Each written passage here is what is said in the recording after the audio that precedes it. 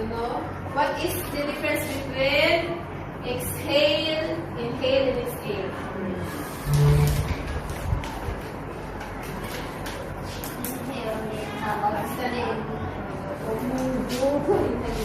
Inhalation or breathing in.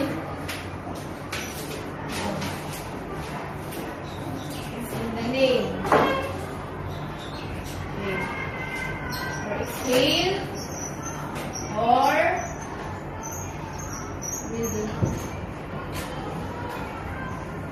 Okay. Can you differentiate the two? Yes, go. When air is inhaled, the lung is expand.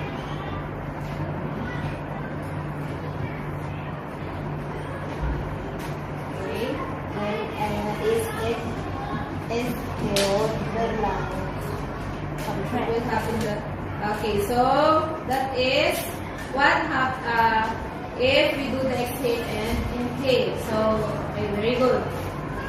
Okay, so let us first identify what is the difference between the two. So, inhale is breathing in. Okay, so it's here already. Okay, so simple as that. Exhale is.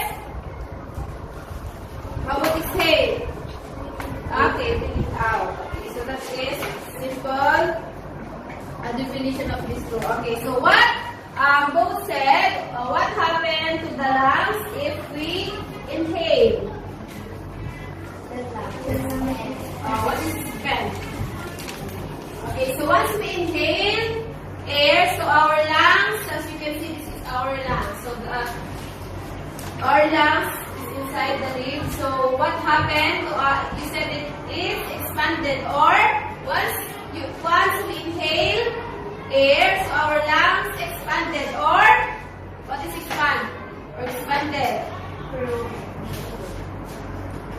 Then it's very good. Okay, so once we inhale, so our lungs expand or get bigger. Okay, so once we breathe in or inhale, so our lungs get bigger or expanded. How about when we exhale? What happened to our lungs?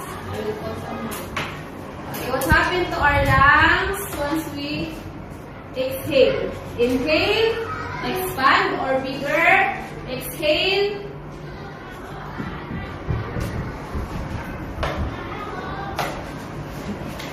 exhale. Aside from both.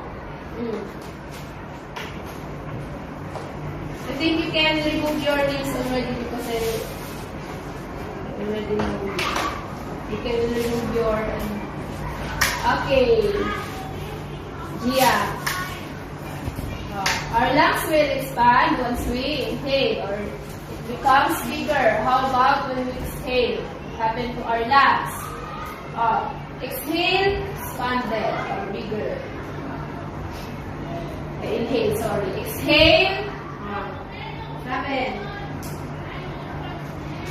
What will happen to our lungs? On the book.